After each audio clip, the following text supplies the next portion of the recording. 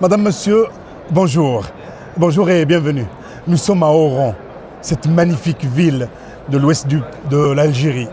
Nous sommes présents au plus grand salon international de santé.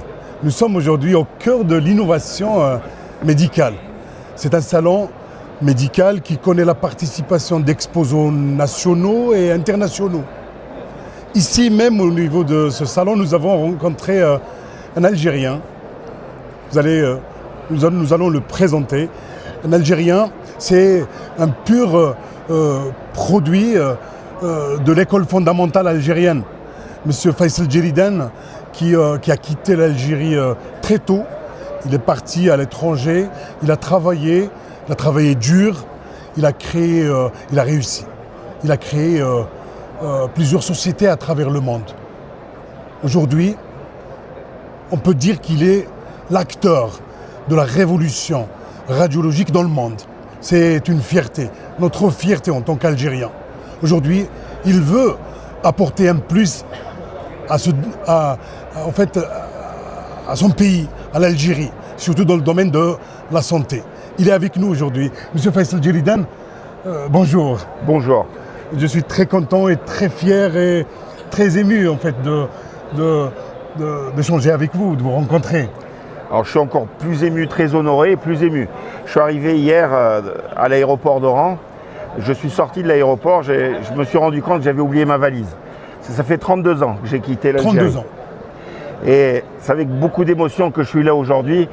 Et je suis très très fier d'être là. L'Algérie aujourd'hui est un pays magnifique, qui connaît une dynamique sur tous les plans. C'est un pays qui se développe, vous l'avez constaté. Je l'ai constaté et je pense que 32 ans d'absence. Ça a énormément changé en positif. Effectivement, il y a des choses que je reconnais, des choses que je ne reconnais pas, mais en tout cas, je suis très fier et très content d'être là. Et effectivement, vous l'avez dit tout à l'heure, j'ai fait le lycée technique du Ruisseau à Alger. Je suis né à l'hôpital Parnay à Hussein-D. L'Algérie, pour moi, c'est les plus beaux souvenirs d'enfance. Bdjaya ou Djidjel, c'est le plus beau pays du monde dans mon cœur, c'est sûr. Magnifique. Je l'ai dit au début, vous êtes le pur fruit de l'école fondamentale algérienne. Vous avez réussi à l'étranger. Aujourd'hui, je l'ai dit, vous avez créé plusieurs sociétés à travers le monde. Vous voulez travailler l'Algérie. Vous êtes là aujourd'hui en Algérie. Vous êtes invité par Ores Medical. Oui. Vous êtes là aujourd'hui. Vous participez à ce grand salon. Un mot d'abord sur cet événement. Alors cet événement, c'est un événement important pour l'Algérie, mais pas que. C'est un événement qui attire également en Afrique et au Moyen-Orient des gens chaque année. Ores Medical, c'est le distributeur de Canon en Algérie, c'est aussi le distributeur d'Olea Medical. Ores Medical, c'est des gens qui ont permis d'apporter beaucoup d'innovations en Algérie que l'on aide. Et effectivement, je pense qu'on est capable de faire des grandes choses, non pas que pour l'Algérie, mais que l'Algérie peut être un hub pour toute l'Afrique. C'est pour ça que je suis là. Très bien. Vous avez travaillé dans plusieurs domaines. Après, vous avez innové dans le domaine de la radiologie, ce qui vous a poussé à créer une société qu'on appelle Olea aujourd'hui. Oui. Olea. Présentez-nous. Qui est Olea ? Alors, Olea Medical, c'est une société que j'ai créée en 2008 et c'est une société qui vient d'un projet que j'avais quand j'étais étudiant. Je travaillais au CNRS à Marseille, chez Cozone, d'abord sur les accidents vasculaires cérébraux. Mais moi, ce qu'il faut savoir, c'est qu'après le CNRS, j'ai travaillé 10 ans dans l'armement. Donc Mirage 2000 Rafale et du combat management system sur les sous-marins nucléaires français. Donc ce que je faisais, c'était pas très peace and love. Et pour sauver des vies, il fallait que je fasse mal mon travail. J'ai décidé de changer, de faire du médical. J'ai créé Olea, j'étais seul. Aujourd'hui, on est 140. Et mon but, c'était d'utiliser des technologies militaires dans le médical pour sauver plus de vies. C'est ce que l'on fait. Olea, aujourd'hui, appartient au groupe Canon. Et aujourd'hui, je suis le directeur monde de l'innovation du software de Canon. Et j'en suis très fier. Et effectivement, pour moi, il y a tellement de choses à faire, tellement d'innovations à apporter. Et ce pays a tout ce qu'il faut pour pouvoir briller pour toute l'Afrique et aider à sauver plus de vies. Voilà. Très bien. Vous m'avez accroché. Technique militaire, technologie militaire dans le médical. et vous avez parlé d'AVC. Comment ces nouvelles technologies peuvent nous aider à traiter les AVC? Parce qu'aujourd'hui, c'est un véritable problème de santé publique. Dans notre pays, on enregistre plus de 60 000 nouveaux cas. Dites-nous, comment cette technologie peut servir dans la prise en charge des AVC? Les AVC et toutes les problématiques d'urgence, il faut aller extrêmement vite. Dans le cas d'AVC, chaque minute, vous avez 100 millions de neurones qui meurent. Donc, les technologies militaires nous ont permis de faire des post-traitements très avancés, très précis, extrêmement vite. On est numéro 1 au monde dans ce domaine et effectivement l'AVC, on a commencé avec ça, mais on a fait d'autres choses. On travaille sur l'oncologie, on travaille sur le dépistage du cancer du poumon, du pancréas, du foie, le cerveau, le sein, l'endométriose, beaucoup de sujets. Et tous ces sujets, c'est des sujets qui ne sont pas vrais que pour l'Algérie, c'est des problématiques de santé mondiales. Magnifique. Vous êtes présent aujourd'hui en Algérie. Oléa est présente en Algérie aujourd'hui. Hein. Oui. Ouais. Elle est représentée par Ores Medical. Oléa est représentée par notre distributeur Ores Medical qui fait un travail exceptionnel ici. Avant tout, ce qui est très important, c'est d'être proche de nos utilisateurs, de pouvoir les aider, les soutenir, les faire participer à des formations pour qu'il y ait toujours le plus haut niveau à disposition de nos concitoyens. Magnifique. Monsieur Faisal Djeridan, on vous félicite. Bravo pour ce que vous avez fait. Cette innovation, on parle aujourd'hui de l'intelligence artificielle. Comment l'intelligence artificielle aujourd'hui peut aider les radiologues à faire le dépistage précoce des pathologies, plusieurs pathologies? Alors, c'est une question très intéressante qui est vaste. D'abord, l'intelligence artificielle, souvent les gens ils s'en font tout un film. Il y a la frontière entre l'intelligence artificielle et la stupidité réelle, elle est très mince. Donc il faut faire très attention lorsqu'on développe ça. L'intelligence artificielle n'est pas là pour remplacer le radiologue. Oui. Et ça ne la remplacera jamais. Mon papa était commandant de bord à Air Algérie et les pilotes automatiques, ça existe. Pourtant, il y a toujours des pilotes dans les avions. Et moi, je n'ai pas envie de monter dans un avion sans pilote. Là, c'est la même chose. La radiologie, on va aider les radiologues à tout ce qui est pénible, on va le retirer de leur travail, on va l'automatiser. Et on va leur permettre de gagner un temps précieux pour qu'ils passent plus de temps avec le patient. Parce que c'est ça qu'il faut. Le contact humain est essentiel. Et remettre le radiologue au centre du rapport avec le patient, c'est hyper important. Parce qu'aujourd'hui, le radiologue, hélas, il n'y a pas assez de radiologues partout dans le monde, hein, pas qu'en Algérie. Et donc, on leur demande de faire des examens de plus en plus complexes et c'est pas évident on passe beaucoup de temps. Donc, l'IA, elle est là pour aider le radiologue dans son travail tous les jours afin de mieux diagnostiquer plus tôt les choses et de mieux prendre en charge le patient. Magnifique. Vous savez, aujourd'hui, l'Algérie a beaucoup investi dans ce domaine. On a acheté des appareils de dernière technologie dans le domaine de la radiologie à travers le pays, même dans le sud du pays. Vous venez de le dire, on a un problème. Il y a très peu de radiologues. Comment l'intelligence artificielle peut justement résoudre ce problème? On a un appareil, mais on n'a pas de radiologue. Dans le sud du pays, comment on peut faire l'interprétation d'une radio? Merci beaucoup. À distance. Merci beaucoup pour cette question. C'est vraiment une solution, hein, même pour nous. L'Algérie qui est un continent. Alors, l'Algérie c'est un continent, oui. Et l'Algérie c'est le fer de lance de l'Afrique. L'Algérie, j'ai eu cette problématique en Arménie.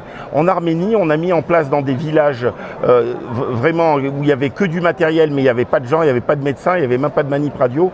On a mis en place de l'intelligence artificielle où les données sont analysées. Et on a trouvé, par exemple, dans ce cas précis, une dissection aortique. Un chirurgien syrien a pu sauver la vie de cette patiente. Donc ça va sauver des vies.